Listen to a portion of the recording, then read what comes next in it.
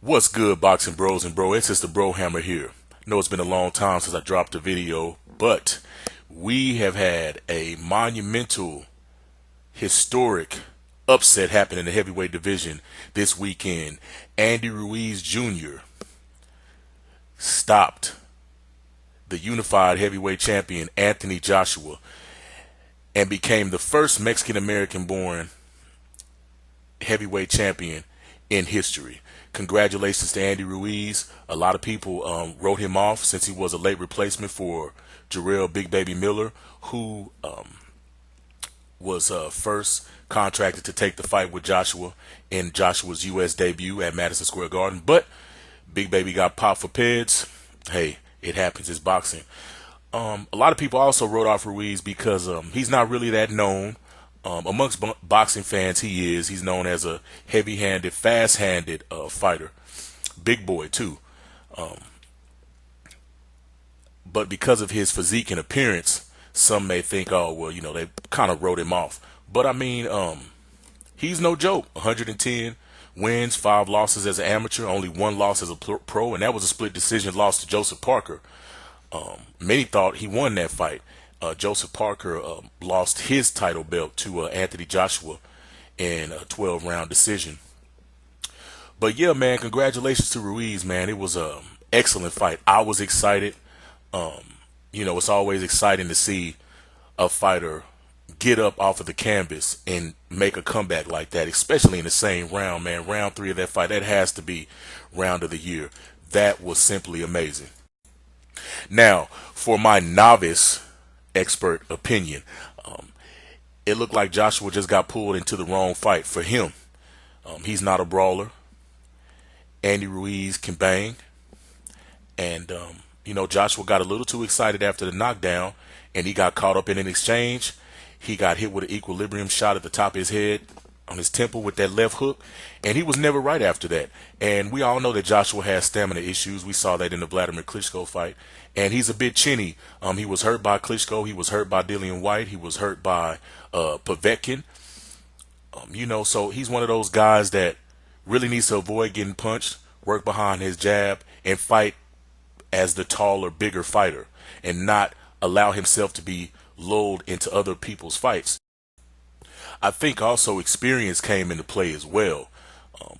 If you notice, when Andy Ruiz got knocked down in the 3rd round with that left hook, he was poised. Even as he was on the canvas, he was looking at the referee, he was nodding his head. He took his time. You know, he didn't even look that badly hurt. And that's what an experienced fighter does. Okay, I got dropped. Let me compose myself. Let me get back into this fight. We saw Tyson Fury do the same thing when he got dropped by Deontay Wilder in the 12th round of their fight. He took his time. His eyes were clear. He got up off of the canvas. I know a lot of people say, oh, the count was long. Da, da, da, da, da. Look, man, the ref is human. His count is not going to be accurate. He doesn't have an atomic clock on board in his body, okay? So just, you know, chill with that. But I digress. But yeah, after he got dropped, Ruiz got up off the canvas and he handled his business. He went to work. He went right back at Joshua, knocked him down, and the fight was completely different after that. Joshua never recovered, and Ruiz controlled it from that point on, knocked him down 4 times, and made the referee end it. It was amazing, man. It was awesome. I love to see an underdog victory like that, especially when I don't have a dog in the fight. I know a lot of people were hurt. Joshua fans were hurt. Some Deontay Wilder fans, they were very ecstatic, like Wilder had won or he was fighting that night. Man, look, I haven't been a fanboy of a fighter since Roy Jones Jr. got knocked out in May of 2004. After that, I was done. And speaking of fanboys, I got to get on your boy Stephen A. Smith for his comments made towards Anthony Joshua and Andy Ruiz. Look, man, yeah, everybody wanted to see Joshua versus Wilder. But guess what, Stephen A? You claim to be such a fan of boxing, but act like upsets aren't commonplace in heavyweight boxing, where one punch can change the whole fight. Did you forget about Lennox Lewis getting dropped and stopped by Oliver McCall, or Hakeem Rahman, or George Foreman beating Michael Moore, or the biggest upset in sports history, arguably, Tyson getting knocked out by Buster Douglas. Hell, even the first Tyson Evander Holyfield fight was an upset. A lot of people wrote off Holyfield and thought Tyson was going to smoke him. We saw what happened with that. Same thing, Vladimir Klitschko versus Corey Sanders. Got stopped in 2 rounds, I believe.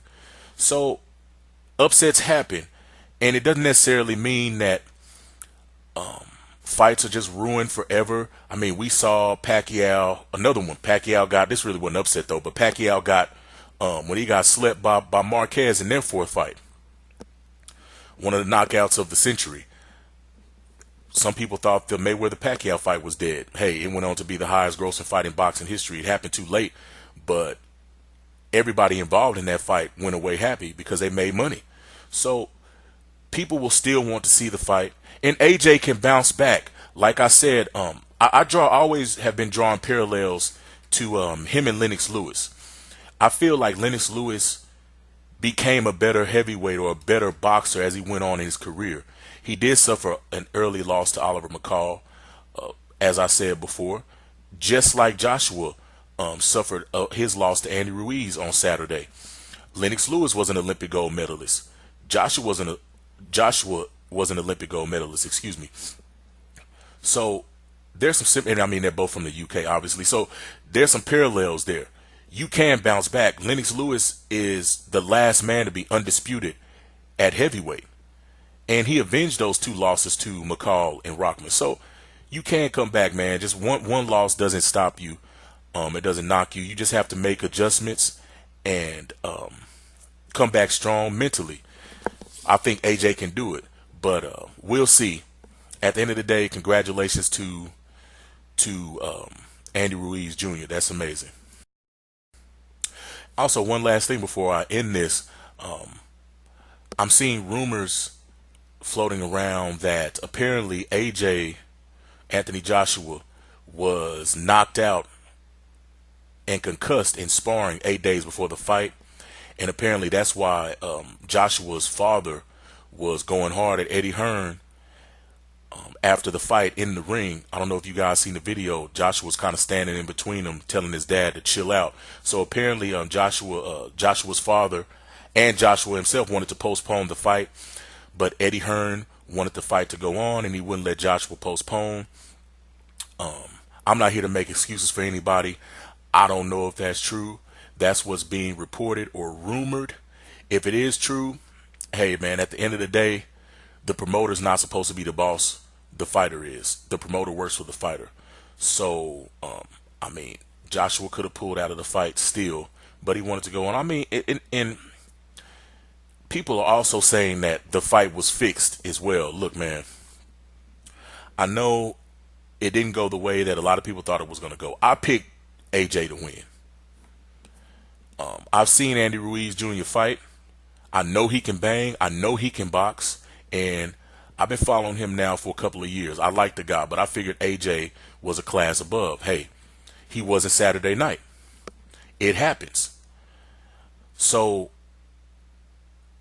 to the ones that are saying that this fight was fixed, why would you take a dive in your debut on U.S. soil and you're trying to build a fight with Deontay Wilder? I want somebody, maybe in the comment section of this video, I want somebody to explain that to me. Whoever believes that Anthony Joshua took a dive against Andy Ruiz, explain to me why he took a dive, because that doesn't make any damn sense, none whatsoever. To potentially mess up a mega payday in the biggest fight currently right now in boxing, Anthony Joshua versus Deontay Wilder for the undisputed heavyweight championship, to mess that up, mess up all that money, for what? Some of y'all be killing me with this stuff, man. Just, it happens. It's heavyweight boxing. Stop being so casual. Do some research. Watch some fights. You're on YouTube right now. Go watch some fights. It happens. Upsets happen. You don't have to. It's okay. Let that pain go. When Roy got knocked out by Antonio Tarver, I cried in the car like Red on Friday, and I let it go. All right? When you become a man, you do away with childish things. I suggest you guys do the same and stop making up this bullshit about the fight was fixed, making excuses for AJ. It doesn't look good to make excuses for another grown man. It just doesn't. So just stop, guys. Enjoy boxing. Just enjoy it. It was awesome to see that. That was an awesome occurrence. It was historic. Enjoy it. All right? Until the next time, Bro Hammer signing out.